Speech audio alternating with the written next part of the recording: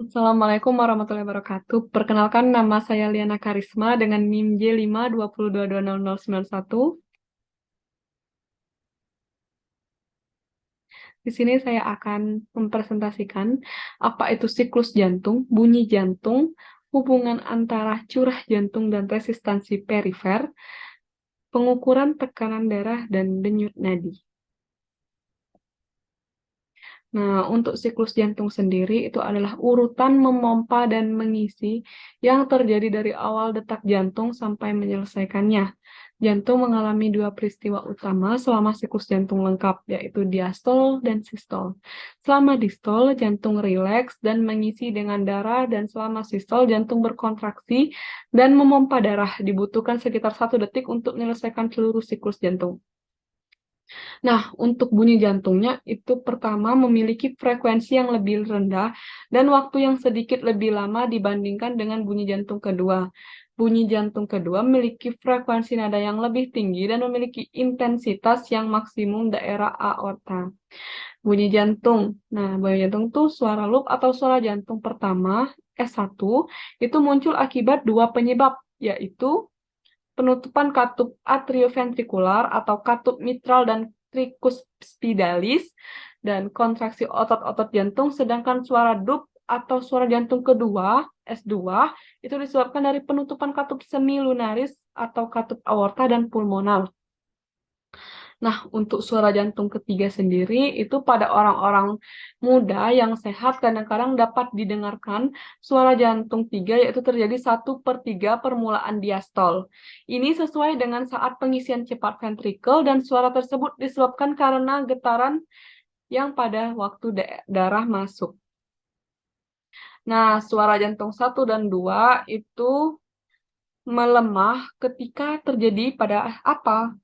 Itu ada 4 penyakit, bukan penyakit sih, lebih ke 4 penyebabnya, yaitu 1, orang yang gemuk, 2, emfisema paru-paru, ketiga, perikarditis eksudativa, 4, penyakit yang menyebabkan kelemahan otot jantung.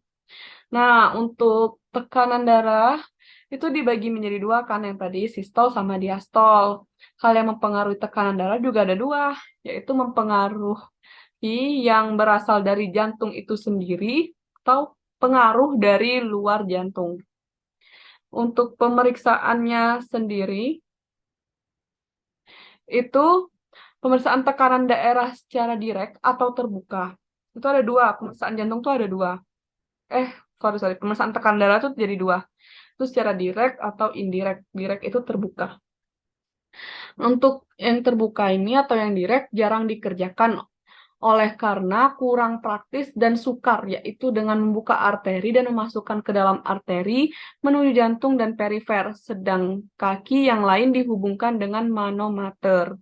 Nah, ini yang secara indirect itu yang sering digunakan berarti kan, meskipun dengan tidak memberi hasil yang mutlak benar dan tepat, hasil pengukur itu artinya kita dapat membandingkan tekanan dari penderita dengan tekanan darah dari orang yang normal.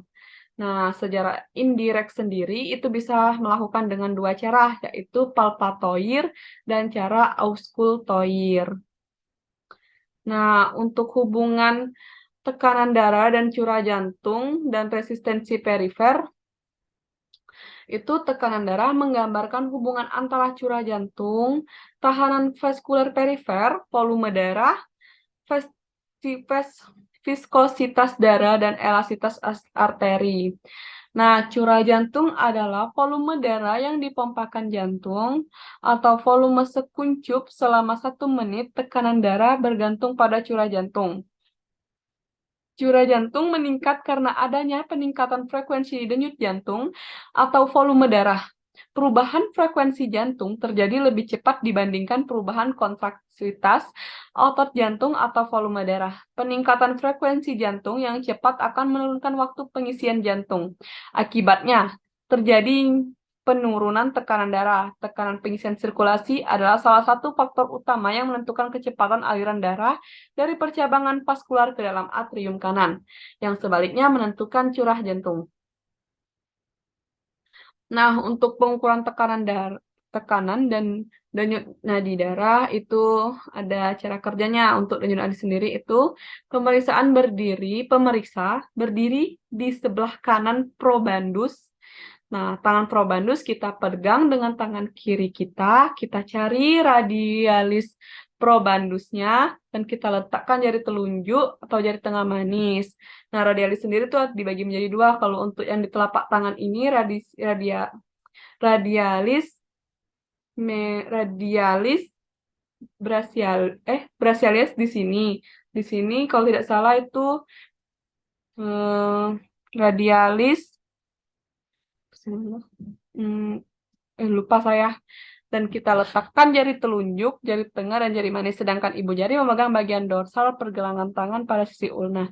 Sehingga tangan probandus diistirahatkan pada ibu jari pemeriksa. Probandus hendaknya diberi waktu istirahat dan dalam keadaan tenang, sebab ini akan mempengaruhi frekuensi nadi. Apabila juga, ini misalnya probandusnya habis narik tangga, itu lari atau ini, itu juga bisa mempengaruhi tekanan frekuensi nadinya. Nah, untuk pengukuran tekanan darah dan denyut nadinya sendiri, itu ada dua juga cara kerjanya, yaitu pengukuran tekanan darah ada palpatoir, biasanya hanya mengukur tekanan sistol saja, terus aukultoir atau Krokop, biasanya untuk ukur sistol maupun distol. Nah, mungkin sekian presentasi yang dapat saya sampaikan.